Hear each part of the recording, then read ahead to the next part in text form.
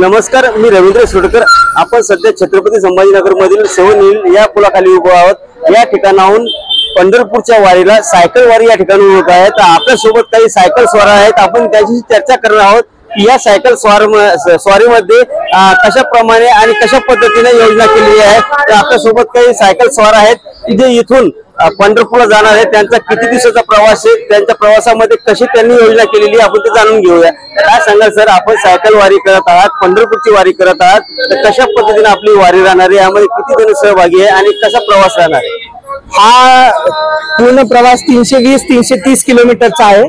त्याच्यापैकी आज आम्ही 160 किलोमीटर जाणार आहोत आणि उद्या 160 किलोमीटर। आम्ही टोटल 65 लोक 65 रायडर यामध्ये सहभागी झालेलो आहोत।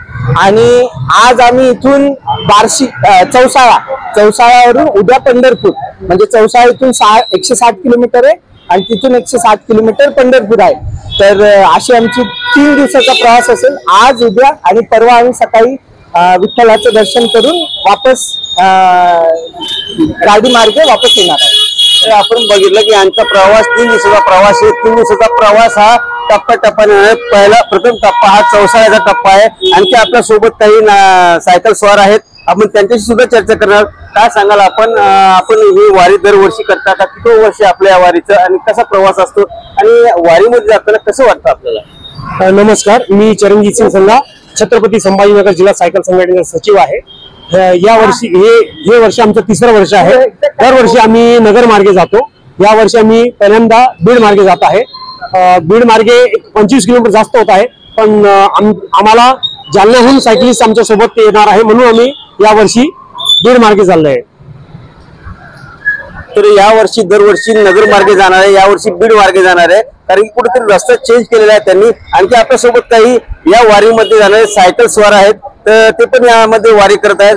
सर, काय सांगाल, आपली वारी 320 किलोमीटरची आहे, कसं वाटतं आपल्या वारीमध्ये? कारण की पायी वारी जाणारे पण म्हणतात की वारी ही आनंदाची वारी असते, आपली कसं वाटतं? आमचं या वर्षीचं 3रं वर्ष आहे आणि दरवर्षीप्रमाणे या वर्षी पण म्हणजे आमचे मेंबर वाढलेले आहेत। 60 मेंबर यावेळेस सायकलिस्ट झालेले आहेत। काही जालन्याहून पण आमचे मित्र आमच्याबरोबर जॉईन झालेले आहेत। दरवर्षीप्रमाणे या वर्षी पण सर्व सायकलिस्ट मध्ये उत्साह आहे। आमचा उत्साह कमीत कमी 15 दिवसापासून चालू होता, किंवा कसं करायचं, कसं जायचं, काय। तर रस्त्यामध्ये पण आम्हाला बरेच सायकलिस्ट भेटणार आहेत।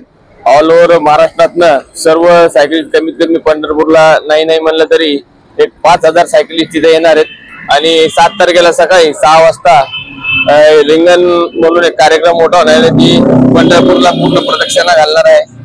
तर चांगलं वाटतं, भारी वाटतं, भावनिक सगळं वातावरण असणार आहे। धन्यवाद।